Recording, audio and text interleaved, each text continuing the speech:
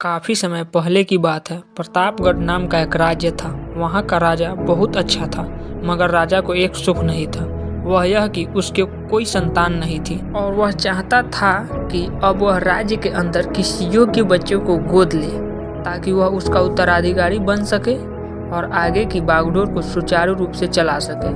और इसी को देखते हुए राजा ने राज्य में घोषणा करवा दी कि सभी बच्चे राजमहल में एकत्रित हो जाएं। ऐसा ही हुआ। राजा ने सभी बच्चों को पौधे लगाने के लिए भिन्न भिन्न प्रकार के बीज दिए और कहा कि अब हम 6 महीने बाद मिलेंगे और देखेंगे कि किसका पौधा सबसे अच्छा होगा। महीना बीत जाने के बाद भी एक बच्चा ऐसा था जिसके गमले में वह बीज अभी तक नहीं फूटा था, लेकिन वह रोज उसकी देखभाल करता था और रोज पौधों को पानी देता था। देखते ही देखते 3 महीने बीत गए। बच्चा परेशान हो गया। तभी उसकी माँ ने कहा कि बेटा धैर्य रखो, कुछ बीजों को फलने में ज़्यादा वक्त लगता है।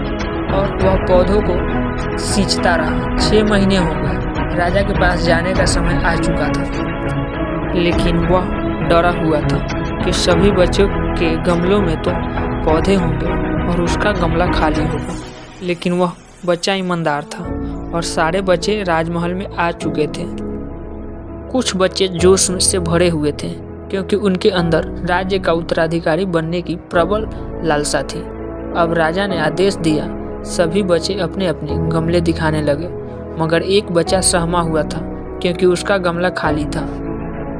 तभी राजा की नज़र उस गमले पर गई। उसने पूछा, तुम्हारा गमला तो खाली है? तो उसने कहा, लेकिन मैंने इस गमले की 6 महीने तक देखभाल की है। राजा उसकी ईमानदारी से खुश था कि उसका गमला खाली है, फिर भी वह हिम्मत करके यहाँ आ तो गया।